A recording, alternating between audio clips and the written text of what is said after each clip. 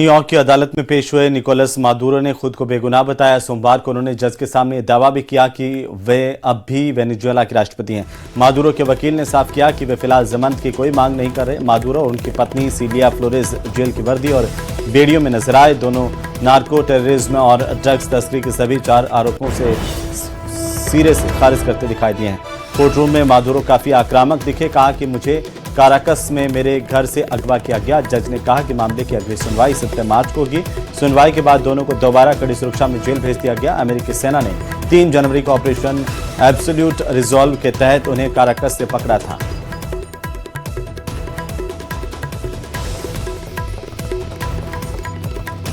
No nation in the world could achieve what America achieved. This was one of the most stunning, effective, and powerful displays of American military might and competence in American history. We're in charge. America ने युद्ध की आग भड़का दी है। Venezuela में भड़का युद्ध कई देशों को राख में मिला सकता है,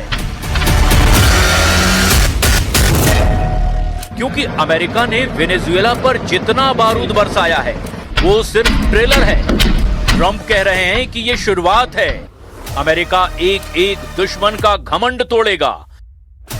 जिसने भी ट्रंप की बात नहीं मानी उसे अब सुपर पावर नहीं छोड़ेगा।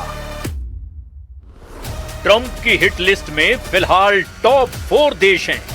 लैटिन अमेरिकी देश कोलंबिया, क्यूबा, मैक्सिको और अमेरिका के ही पड़ोसी ग्रीनलैंड पर ट्रंप ने मिलिट्री एक्शन की वार्निंग रिलीज कर दी है।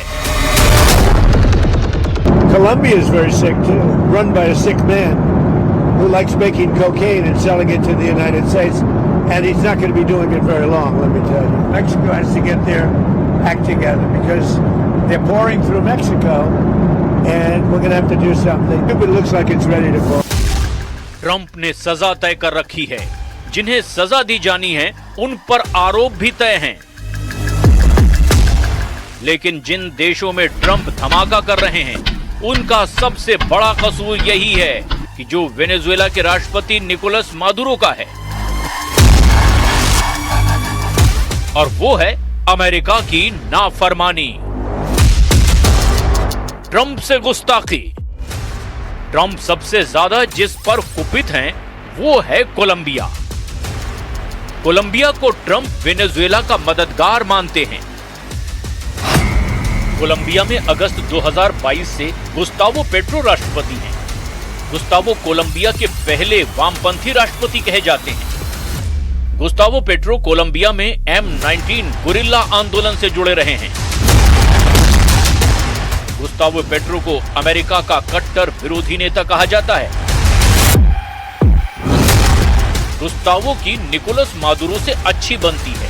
दोनों एक दूसरे के हक में बयान देते हैं, जिसकी वजह से ट्रंप गुस्तावो से खफा रहते हैं। वेनेजुएला पर हमले से पहले 23 दिसंबर 2025 के दिन ट्रंप ने गुस्तावो को जानलेवा धमकी दी थी। President Gustavo Petro criticized the United States by saying, well, the Southwest is stolen land and that it should be returned to Latin America. I just wanted to know what your response to that is. Well, he has to watch because, you know, he's got drug factories. They make cocaine in Colombia. And he's no friend of the United States. He's very bad guy. And he's got to watch his ass because he makes cocaine and they send it into the United States of America from Colombia. Trump दबदबा चाहते हैं। दक्षिण America महाद्वीप के सभी देशों पर नकेल डालना चाहते हैं। लेकिन गुस्तावो पेट्रो ने अमेरिका की धमकियों को कैरेबियन देशों पर कब्जे का प्लान बताया।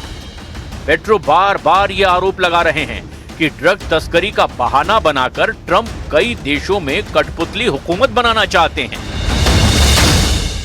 Dicho, hermano, usted se está juntando con los narcotraficantes.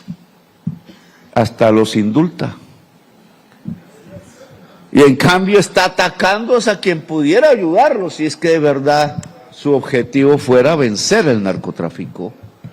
¿Quiénes más conocemos del Caribe que nosotros mismos? ¿Quiénes más conocen de Colombia que los colombianos y las colombianas? quienes mejor incautan sin matar a nadie centenares de toneladas de cocaína que Colombia.